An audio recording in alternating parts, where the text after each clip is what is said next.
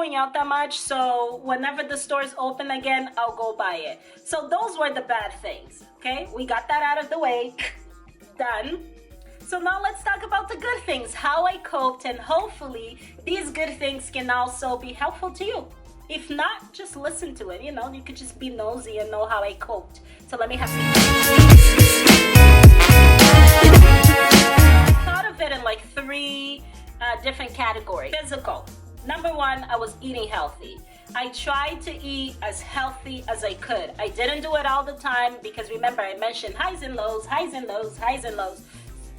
Number two, I worked out, and honestly, I was really worried about gaining weight, which I've gained weight during this quarantine. Like, let's not even joke, but I was worried about not being physically active during this time. But I've discovered a whole array of YouTube videos and YouTube channels, and I just do my workouts here. And then I also walk. So usually I walk 2 to 3 days a week, and the walks are anywhere between 30 minutes to an hour, which is really good, but then also has its challenges. Like in this neighborhood, there are plenty of households that are like multi-million-dollar households.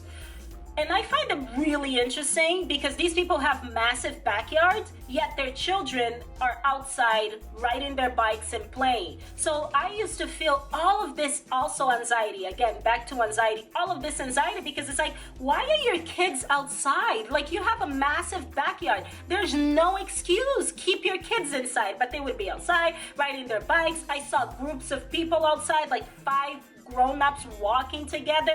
I mean, the walks were good, but then they were also just enraging.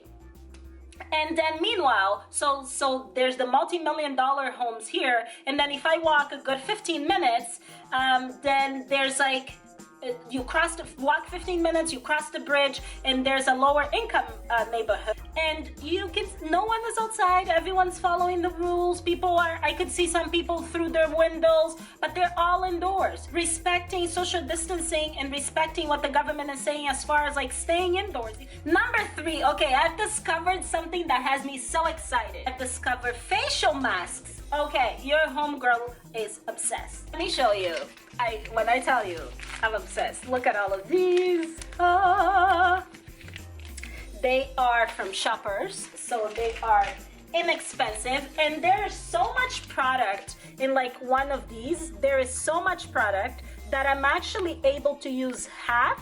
I only use about half, and then I use the other half. So per package, I'm actually able to get 2 facials, 2 treatments out of this. My skin has been loving it. So it forces me to just sit down, breathe in and out, enjoy, and like put on a good mask. So usually I'll wash my face, then I'll exfoliate it, and then I'll put on a whole mask, and then I leave it there for 30 minutes. Number 4, I've allowed myself plenty of rest days, but just a complete rest day. So those were the things that I was doing physically. Mentally, okay, I was watching a lot of YouTube videos. So not the binge watching YouTube videos just to occupy my mind, but really videos that were educational. So I was doing a lot of research on like Millenial Money, Dave Ramsey, Stephan. So if you don't know who these people are, these are or who these channels are, they are people who give a lot of financial advice on, I don't know, whether it's debt repayment, how to increase your savings, how to buy investment properties, how to pay off your debt fast. I mean, all of these things.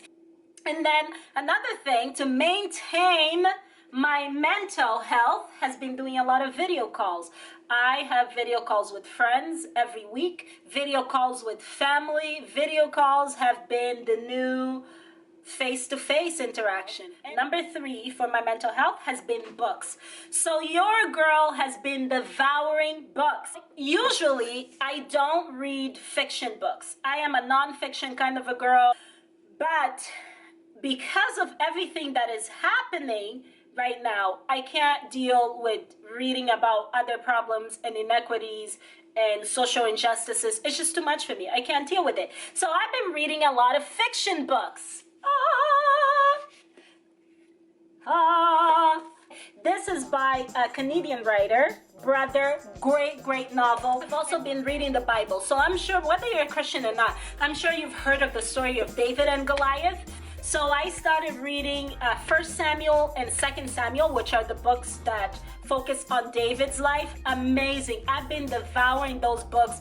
There's a lot of pain and suffering, a lot of like comedy and tragedy, a lot of forgiveness, a lot of faithful moments. It's just been so good as well. So books. And then spiritually, still speaking of the Bible, I've been reading the Bible. So if I can't pray or do anything else, at least I'll read the Bible. I'll read Proverbs, I'll read the Psalms, I'll read the book of Samuel. So 1st or 2nd Samuel, I'm in the last few chapters of 2nd Samuel. So I've been reading the Bible. I've been devouring the Bible. I'm also reading the book of James. Been great. So that's one. Second, when I can, so again, when I'm feeling high, I'll do prayer. So I'm praying, I will pray, I'll spend time in prayer, praise and worship, just praising God and worshiping, time in praise and worship. It's been amazing too. Amazing. It just lifts me up spiritually. It's like I feed myself when I read the Bible, when I praise and worship, when I pray. It's just like I feel like fed spiritually, you know, like fed, protected, energized. It's amazing.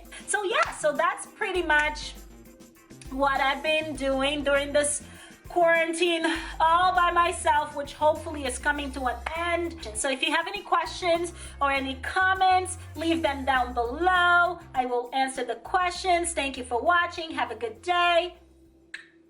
Peace.